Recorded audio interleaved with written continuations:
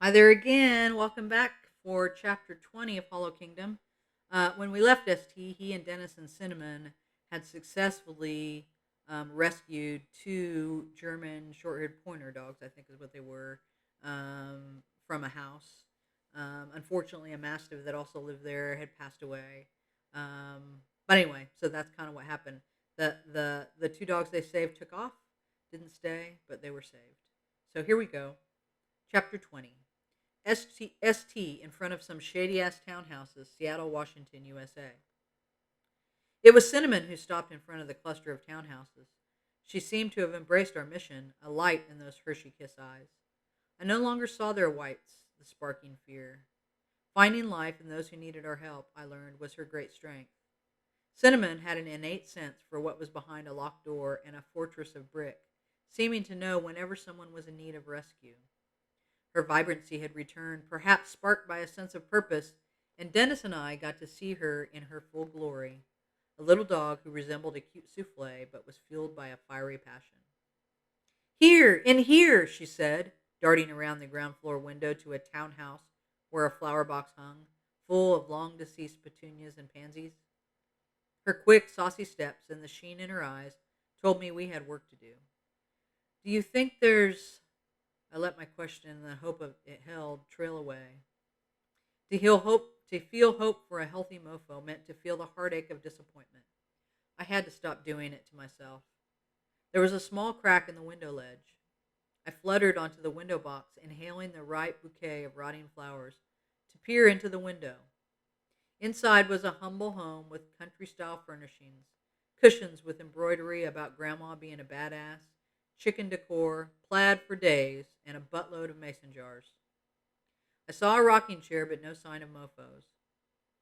The beige carpet, however, was mottled with what looked like little black and white slugs, some shiny, wet, and slippery, some long dried up. I knew what it meant, and I searched for the culprit among the gingham, farm-inspired effluvia, and hanging wooden signs that said, "Trust me, you can dance, vodka, and no bitchin' in my kitchen." Come out, barked Cinnamon. An agitated little puff of white, brown, and black burst into view, flittering around the periphery of the townhouse, its cage. I lodged my beak into the gap in the window, pushing hard, leveraging against the glass. Wood and beak fought against each other. I pushed harder.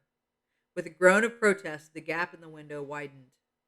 The house sparrow, a saucy bird known for its mischief, undeniable ingenuity, they were the first of the feathered to start adorning their nests with cigarette butts to ward off insects, and synth and syntho and synanthropic shadowing of mofos, shot through the gap in the window. Cinnamon, energized by the victory, spun in circles. "You're free, little bird, free to fly again," she chimed, speaking from experience. She let out a tight yip, darting toward Dennis and engaging in the first bow we'd seen. Dennis bowed back, and the pair chased one another across the tall grass in front of the townhouses, goofy faces stretched by miles. Their spongy paw pads flashed into view as they pounded through the dandelions. The sparrow hovered, wings a beating blur as it addressed me. "Thank you, thank you, thank you," cheeped the sparrow. "Is there anyone else inside? Anyone living?" I asked, the hope of a live mofo tasting sour and decadent like a stolen tart. "Just me and the insects I've been living on. I will never forget this Blackwing. I'm indebted to you." He was twitchy, something inside him wound so tight it was ready to snap. I wondered how long he'd been trapped.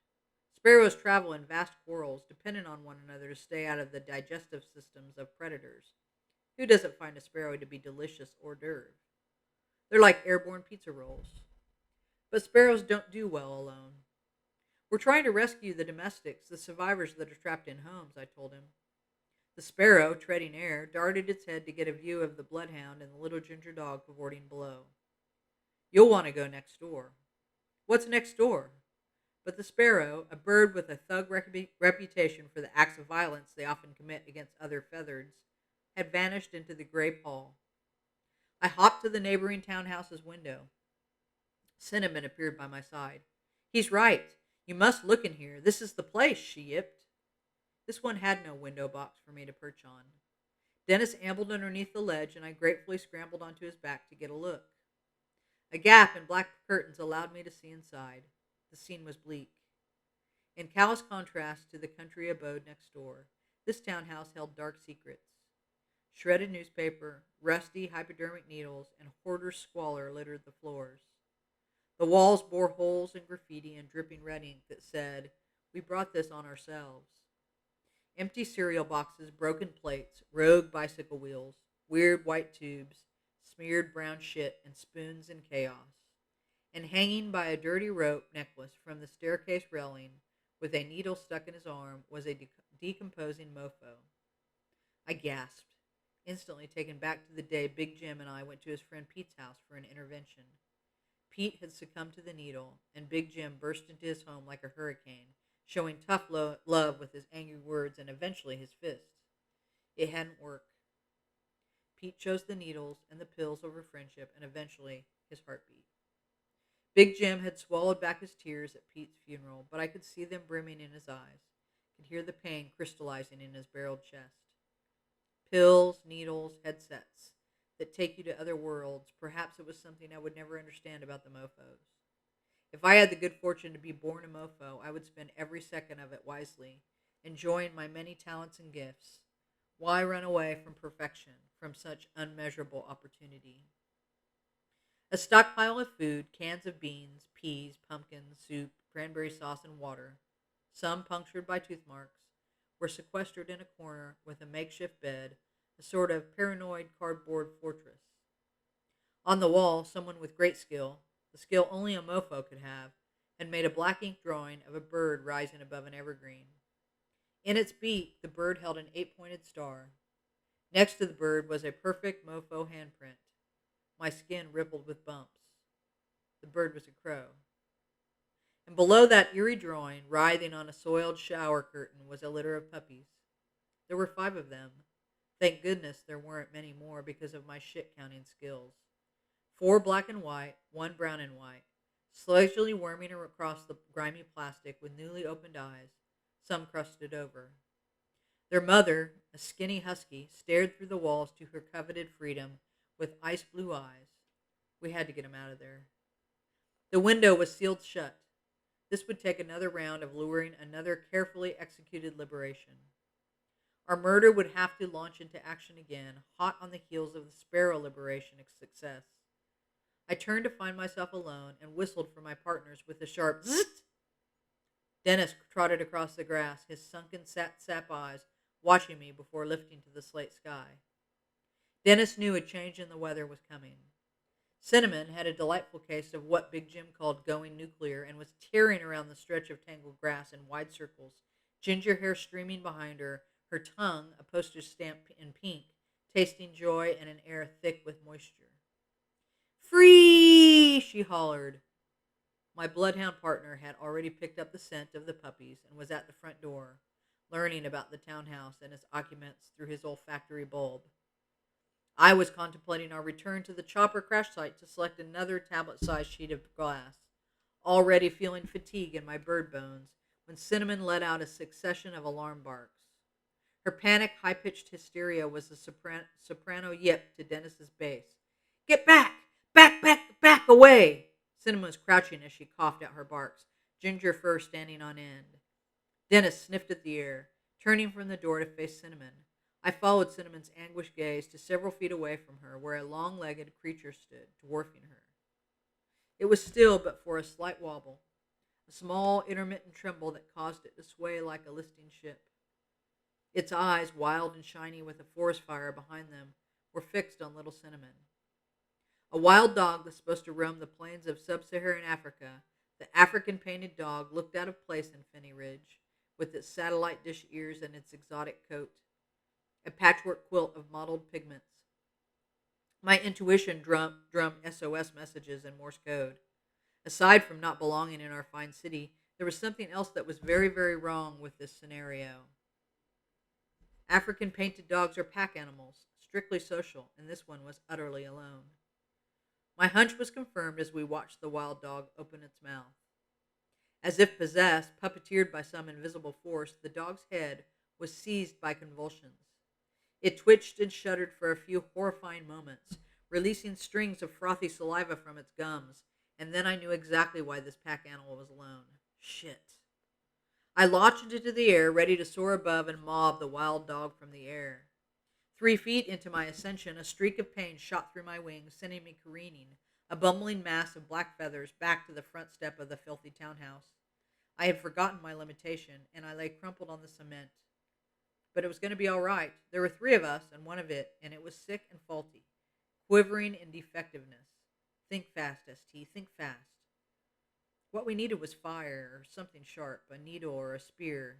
I spun to face the trees around us, looking to their trunk bases for fallen branches, something I could wield in front of that wild dog to drive it away from Cinnamon. I hopped forward, announcing myself to the African painted dog and letting Cinnamon know we were there for her, because murders are forever, and what happened to one happens to all. I got 5 hops forward, vitriolic calls igniting in the air, when I felt a great force envelop my body. I flapped with everything I had, but I couldn't get away. Seconds were ticking by, seconds where Cinnamon needed us, and it took more seconds for me to connect the dots and realize what was happening. Dennis had clamped his jaw down on my good wing. I struggled to free myself, yelling at him, that scrotum-jowled buffoon, that we had to leap into action. Dennis, get off! Dennis, his mouth soft but firm, held on with a pressure that might as well have been an ocean current. I was an injured minnow, helpless against a great tide. The earth stopped spinning as the African painted dog bared its long teeth, and in the middle of a fit of spasms, I swear it looked right into my eyes, right deep into the part of me that has never changed. And then I knew exactly who I was looking at. I had met the one who spits, and the one who spits was completely alone, packless, and without its murder. It was alone because it had rabies. We had run out of time. The one who spits released a surge of bubbling white foam and the spume of an insidious sickness, and then broke into a run, a twitchy, mechanical charge, hitched by tics and those intermittent seizures. Cinnamon, come! Zzzt! I heard myself yell, channeling Big Jim in crisis mode. Desperate Big Jim with rocks in his throat as Dennis flew out of our Ravenna yard. The gate, oh God. Nagatha left the gate open, and Dennis galloped into the road, Big Jim bellowing at the minivan that was going too fast, and we all screeched. Mofo, crow, brakes, tires, and the van stopped right in front of Dennis's wrinkling face. Big Jim yelled at Dennis again, Dennis, come! In a stormy voice, nostrils flaring on his bar-fight face. But when Dennis waddled back through the gate sheepishly, Big Jim held our bloodhound in his magnificent arms for a very long time. Cinnamon, come! I yelled in Big Jim's thunder. Cinnamon held her ground, brave and defiant with her sharp yips, bearing flashes of paper-white teeth. Just before the African-painted dog reached her, Cinnamon shot me a look like a deep, knowing smile. She took off in a spirited lunge that catapulted her from the weeds. The one who spits tore after her, fueled by a possession it couldn't name. Cinnamon made it halfway across the patch of grass before the one who spits caught up to her, bringing its frothing jaws down on her tiny body. I couldn't move. Couldn't get out from Dennis's grip. Couldn't look away. The one who spits held Cinnamon by her neck and shook her, 3 sharp snaps sideways, and then she was still. The one who spits dropped her ginger body onto the tangled grass, a monstrous seizure assuming control of its head. It bit at nothing in the air, and then fell onto its side next to our little fiery friend. The shaking was winning, a hideous tremor, an internal earthquake that would finally conquer its host. Dennis, with me still in his mouth, his slimy, soft jowls blanketing my body, left the townhouse and our partner and the one who spits by taking off down Finney Avenue. The sky, perhaps also in mourning for our little friend, released its promised rain, thick sheets of cloudburst that felt like heartbreak. We were drenched by the downpour. Dennis was walking now, a slow, plodding amble, until we were a good distance from the townhouse. I couldn't tell how long the walk was or what we passed. The one who keeps had been broken with pain and frustration, drowning in disappointment. Our mission felt fruitless, too big to accomplish. After everything we'd done, we'd only saved 2 pointers and a thuggish common house sparrow, a wild bird. And now the puppies would die because I was inept. I was weak and disabled, unsuitable to take on such a big task. I hadn't saved our beautiful friend. It felt like a cosmic joke. Dennis eventually sat us under a stand of western red cedars, dropping me gently onto a pile of damp moss. The cedars were silent, and I wanted to scream at them. Hadn't they led us here? Hadn't the trees all made me believe this was the right path?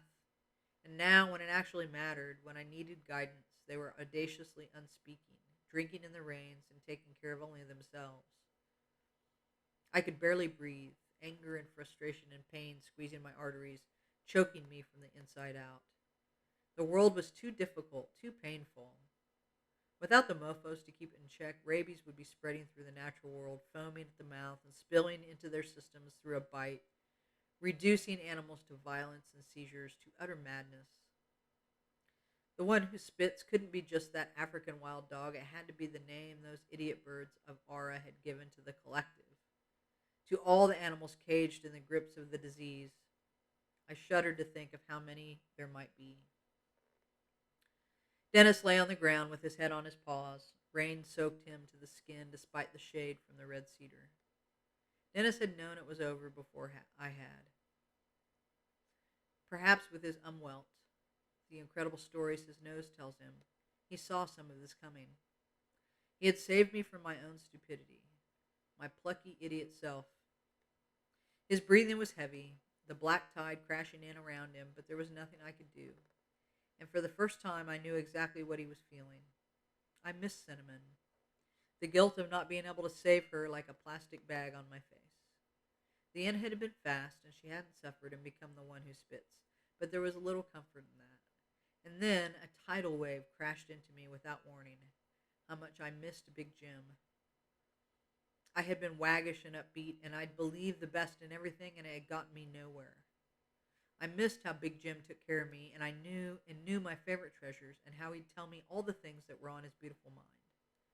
I missed how proud of me he was when he took me to the local bars or Wings of the World where everyone else had parrots and cockatiels, but he had a motherfucking crow who'd do anything for him, and that got him a lot of respect. I missed how, when he'd almost reached the end of a bottle, he'd tell me how much I meant to him, how special I was, how Dennis and I were the only ones he could talk to. I missed Big Jim, and I missed feeling the wind in my wings. The black tide swallowed me up, drenching me in sadness, its undertow dragging me down, further than I'd ever been. Things couldn't get any worse. But then I realized that was a particularly idiotic thing to suggest, because they suddenly did get worse, as I raised my drenched head and realized that Dennis and I were surrounded. That's it, chapter 20. We'll see you next time for chapter 21.